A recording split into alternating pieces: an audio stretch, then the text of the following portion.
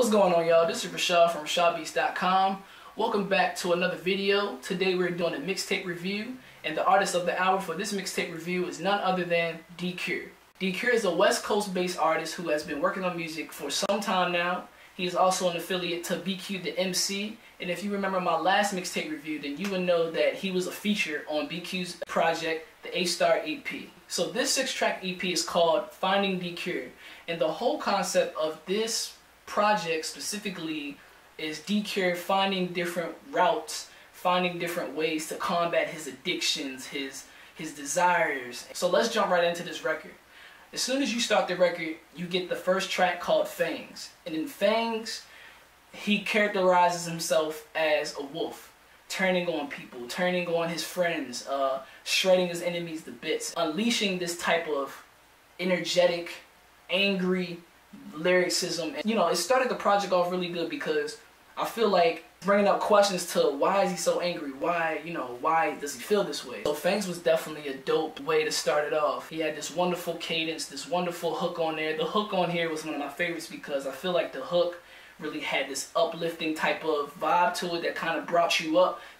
But then when it goes back to the verse, it brings you right down to ground level with him. Like, yeah, we're back at it, and it just brought you to this space of mind where you're not safe. You know what I'm saying? Even when the hook is done, it's just like, damn, you're not safe now. Like, the hook brings you back down to like where you're at, back to earth. You know what I'm saying? So it kind of had that vibe. But that was track number 1.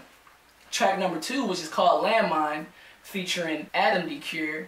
I feel like on this track, this one had a lot more of a rock presence to it, more than a hip-hop presence because of the hook. The hook on this joint was very smoky, soft rockish, very dope, and it just very harmonic. I loved it. It was definitely a good way to add versatility to the project.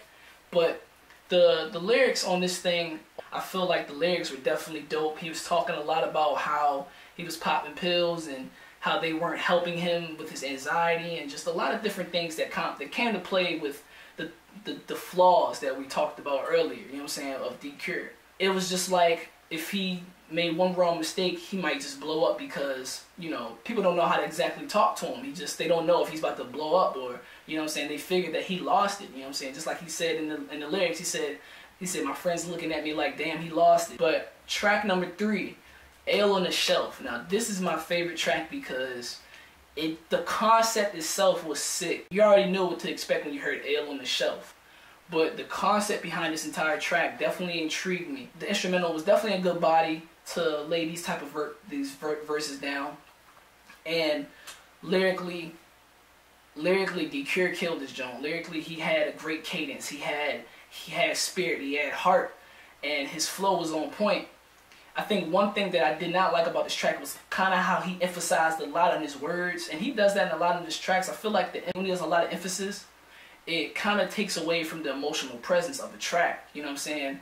It kind of feels a little bit forced, just a tad bit. But you get used to it because he's not going off flow. He's not going off beat. He's continuing to rip the track apart regardless. So you kind of get used to it, but still, it kind of takes away from this track, especially when this one is very emotional. Because I feel like this one was just all about him combating his alcohol addiction. Him trying to not always look into the fridge. He was like, man, I just don't want to keep looking in the fridge and keep using the bottle as like my savior. After one verse, after the first verse, I think, you can hear him talking back and forth with the bottle, just drunk.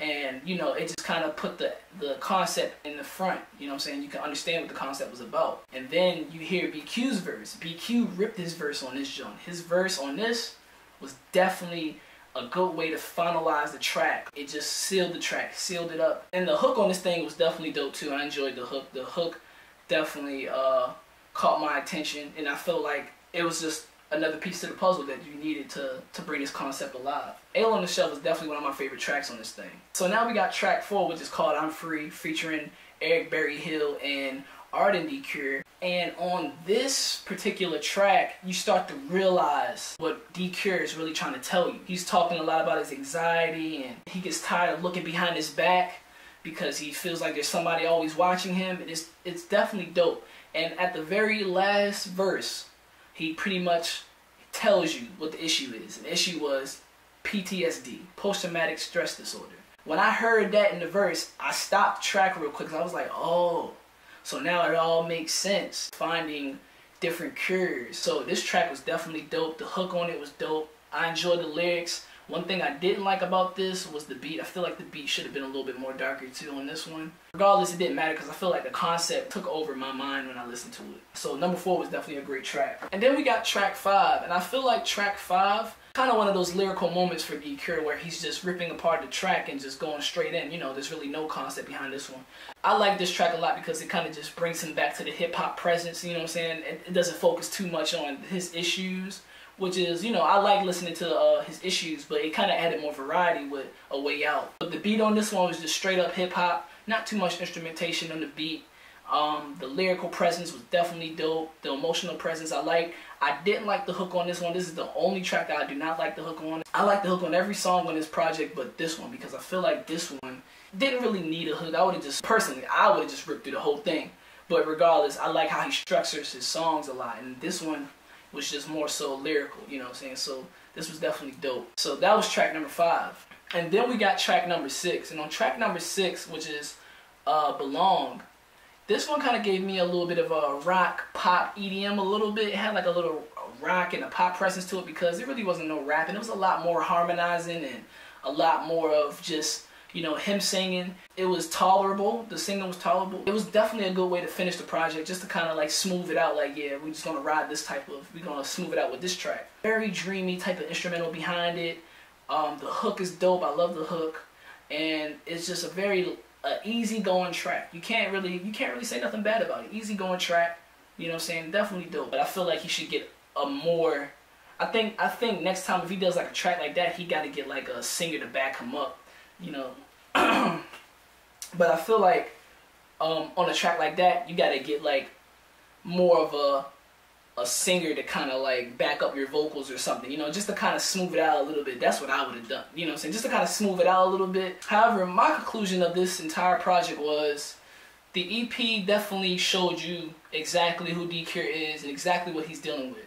And the whole concept of finding D.Cure is he's finding a cure for his issues. He's finding a cure for his PSD. He's trying to find a cure for his alcoholism. He's trying to find a cure for his anxiety and his temper tantrums. He's trying to find different ways to solve his flaws. You know what I'm saying? It makes sense. You know, finding D.Cure, he's trying to find himself, but he's also trying to find a cure for himself. So it makes sense. And the concept behind this entire project was what really gave me different ideas of how he's really trying to portray himself to me. So like the concepts in this entire project were really outstanding. But there's a couple of instrumentals that I don't like on here. I feel like the instrumentals need a little bit more instrumentation, a little bit more variety, and, you know, a lot more just different melodies, you know what I'm saying?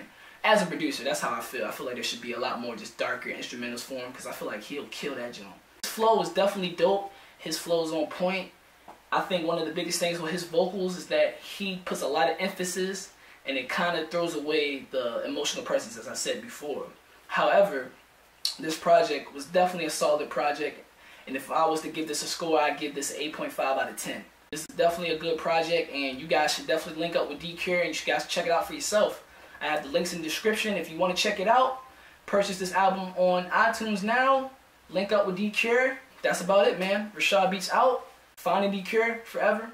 Peace.